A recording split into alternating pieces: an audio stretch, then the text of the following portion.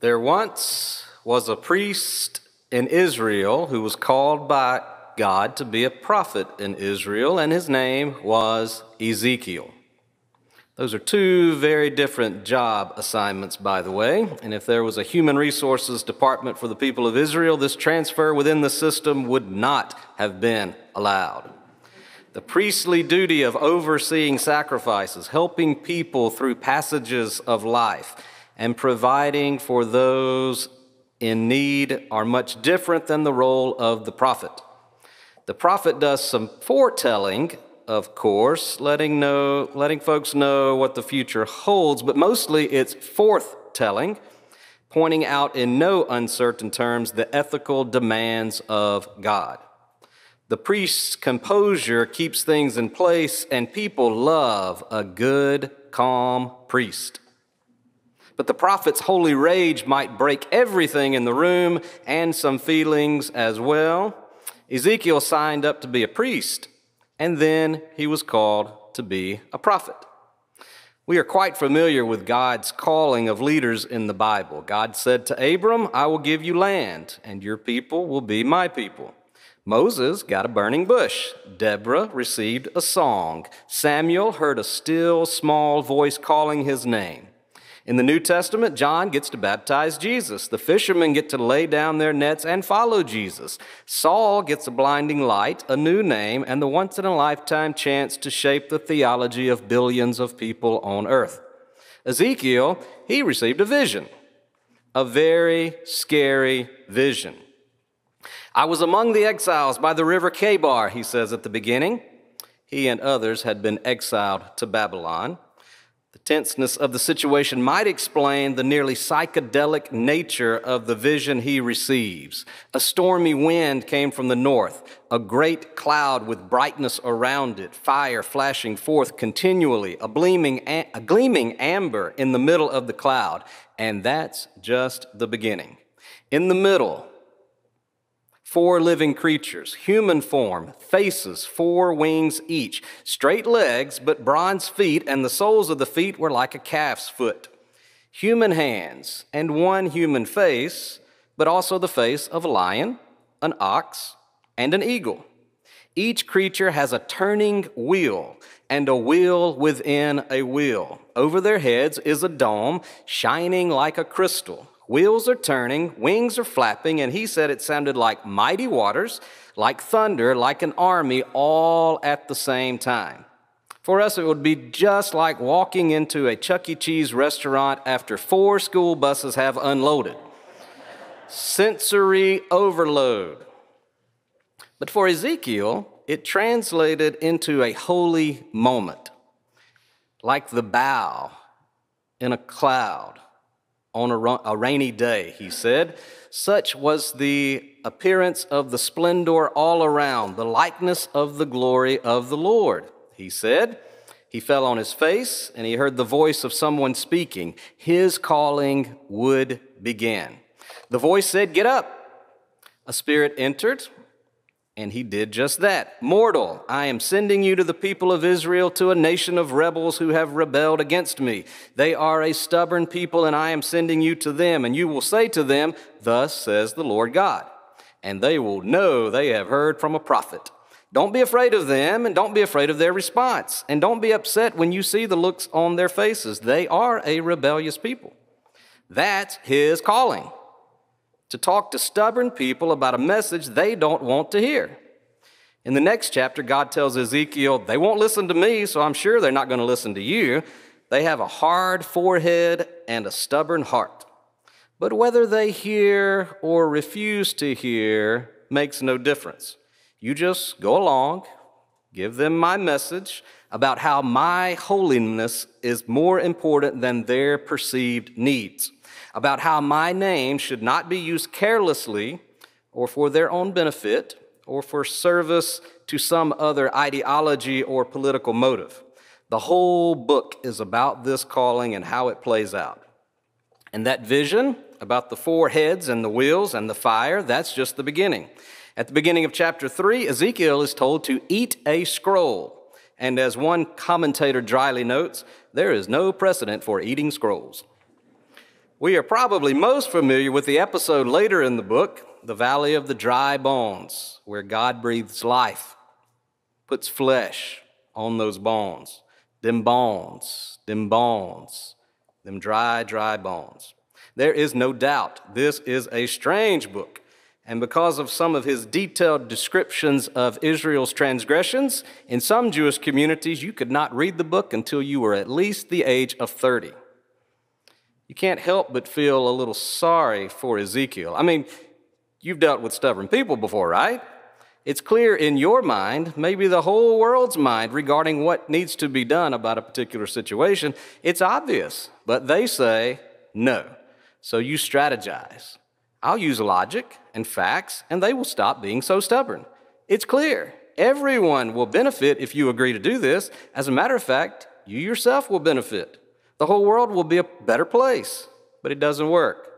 Stubborn. Another strategy, going overboard with praise for the person to the point of insincerity. Butter them up, we like to say, although I've always found that expression rather odd, but you lay it on thick about how that person is the smartest, most respected person on the planet, impeccable style and adored by all, but they still won't budge. So stubborn. Fill in the following blank. So-and-so is as stubborn as a... Well, y'all so stubborn you won't even say it. So-and-so is so stubborn as a... Well, of course, mules have quite a reputation, and for the sake of clarity, a mule is the offspring of a male donkey and a female horse. Now, when Kristen Hayday in the United Kingdom studied mules, horses, donkeys, and compared them to domesticated dogs, she found that mules were more intelligent than horses and donkeys. Did you catch that, young people? The child was more intelligent than the parent. And the mule was even on par with the domesticated dog. So your little dog at home, no smarter than a mule. So why do mules have that reputation? Meredith Hodges of Lucky 3 Ranch in Colorado says that it is really only an abundance of common sense and a strong desire for self-preservation that makes them inclined to resist whatever you are asking them to do. Stubborn people and stubborn animals are simply looking out for their own self-preservation as they perceive it in the moment. And that's understandable. Ezekiel's job, at least in the early part of the book, wasn't to change their minds. He was simply sent to deliver a message. The decision, the change in behavior, would have to be theirs, and he need not take on that burden for himself. Old Testament theologian Walter Brueggemann finds something really important for ministers and people of faith who work hard to help folks who sometimes work against themselves. The prophet, or the minister, or the helper, is asked to tell the truth as they know it. There is danger in not telling the truth to others and to ourselves. Give the facts, be kind, be compassionate, but set a limit and release yourself from the burden of making a decision that is not yours to make. It's a painful statement, but you can't change a person's heart. You can't change a person's mind. Only God can do that. Only the person can do that. Now, I admit there is some blatant and obvious hypocrisy to everything I have said thus far. When we read texts like this, we automatically place ourselves in the story from the perspective of the person called to do something difficult on God's behalf. But what if we are not the divine prophet sent by God? What if we are the people who are so stubborn, stone-faced, mule-minded, and eager to chase away any emissary of God who attempts to tell us otherwise?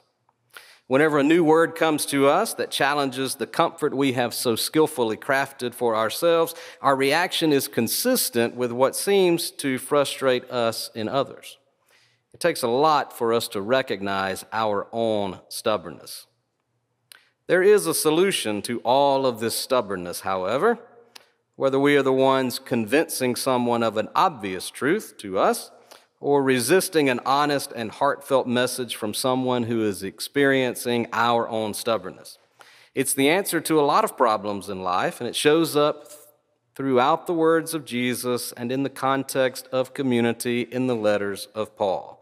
It's simple yet complicated. It's love. We only have one word for it in our language, but the Greek language and culture, as you have heard many times, the language in which the New Testament was written, has more than one word for love. It's not romantic love we're talking about, and it's not just love between friends. It's agape, the love that God has for us and the love that we are called to have for one another. It's the cure for stubbornness because it's not in a hurry, it's willing to wait and walk beside someone as they make hard decisions. It's not transactional. I'm not looking for anything in return. If I have agape love for you, you can't do anything that will make me not love you. My love for you is not dependent on your love for me. That's why it's so challenging yet so necessary, so universal and critical to the human experience. And it's best found in community because we need each other to develop that kind of love. You heard a wonderful report from Kathy Summers last week on Vacation Bible School, where for 4 nights we immersed ourselves in the parable of the sower and the seeds. By the way, could you imagine if Ezekiel had attended Bible school? Dear parent, please help us. Your son decided to eat a chapter of the Bible tonight, and when we asked the children to draw a nice picture, he drew monsters and skeletons and made everyone, including the teachers, cry. Well, I was in charge of the Bible study rotation, and I invited 2 of our congregation's experts in growing things to meet with the children.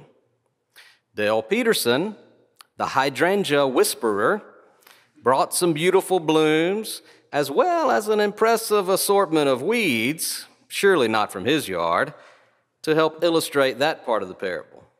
Frank Randall grows food for humans and animals, so he brought some seeds and his wealth of knowledge and experience. I worked with the children to prepare some questions in advance, and boy, did they have plenty of questions. One child wanted to know how to grow a flower, but specifically how to grow a pink or a red flower. Others were interested in how to control the animals who might eat what they are growing. Bunnies, especially, were on the children's minds. One elementary age philosopher in the group wanted to know how our experts developed patience. Specifically, how do you learn to wait for things to grow? She asked. At the session with the youngest group, I think there were at least 4 hands in the air at one time. Some to ask questions and some just to share their own stories of growing vegetables and trees with parents and grandparents. And as I watched Dale and Frank field these questions and the absolute attention the kids gave these wise and caring individuals, the community that was developing and taking place, the formation of agape love that occurs in sustained interactions over time, I was reminded that love for each other and for a shared commitment and mission to develop the best in one another. That's what we are here for. Not just here, but on earth, locally and universally. I was only partially joking about Ezekiel being at Vacation Bible School. Who knows? The next Ezekiel might have been there, might be among us, might be receiving a call of God to speak truth to everyone, including us. And maybe we will have the courage to hear that message, whatever it might be, and maybe love will transform our stubbornness into action. Amen.